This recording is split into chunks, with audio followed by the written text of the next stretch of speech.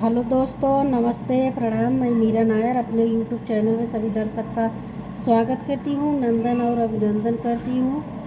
एक विवाह गीत लेके आई हूँ। अच्छा लगे शेयर करना, कमेंट करना, लाइक करना, सब्सक्राइब करना और कमेंट बॉक्स में ज़रूर बताइएगा कैसे लगा। कटहर के बगिया में दुई समधियावा तसवा खेलाई दिन रात जी। कटहर के बगिया में दुई समधियावा तसवा खेलाई दिन रात जी। तसवा खेली के घर को लौटले डेवढ़ी पर बैठाई मन मारी जी। तसवा खेली को घर को लौटले डेवढ़ी पर बैठाई मन मारी जी। भीतरा से निकली हो बेटी कवन देई केस बाबा बैठ मन मारी जी।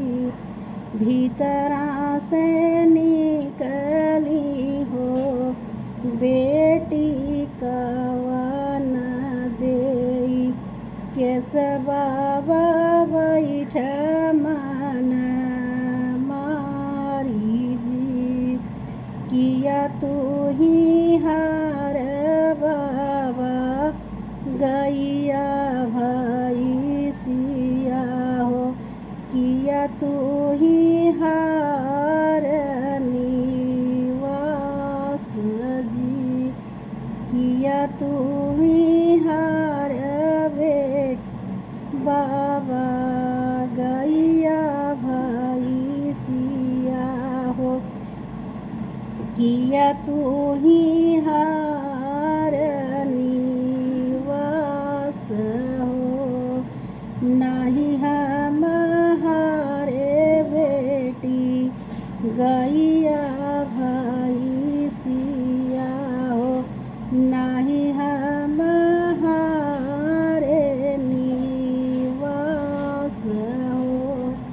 नाही हम हारे बेटी गैया भाई सिया हो।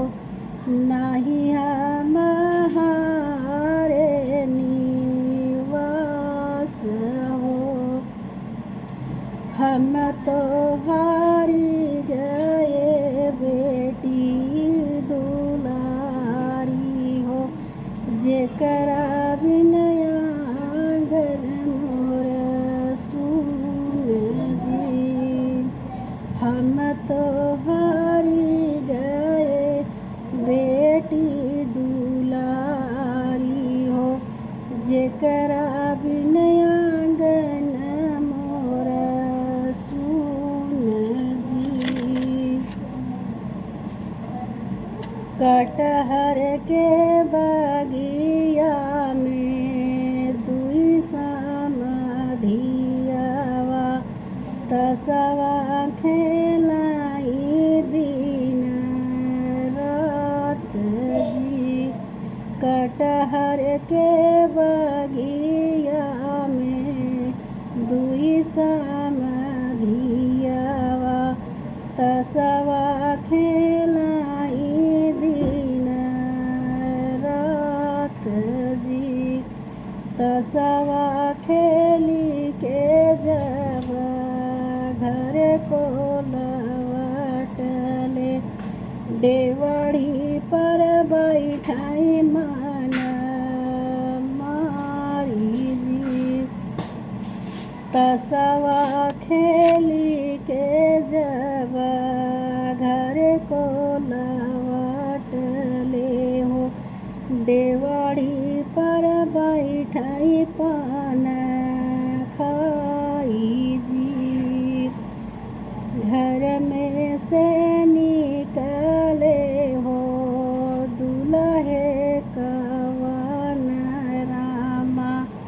कसबैठा बाबा पान खाई जी।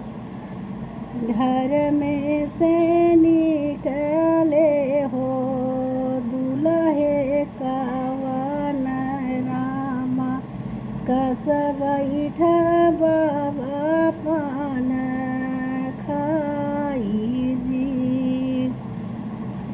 किया तू ही जीत बाबा गैया भाई सिया, कि तू ही जीत निवास जी, कि तू ही जीत बाबा गैया भाई सिया, कि तू ही जीत निवास जी। नहीं हम जीते बेटा गैया भाई सिया हो, नहीं हम जीते निवास जी। नहीं हम जीते बेटा गैया भाई सिया हो, नहीं हम जीते निवास जी। हम तो जीते बेटा सुंदरी बहुरिया हो, जेके बिना रहा बेटा सुन जी।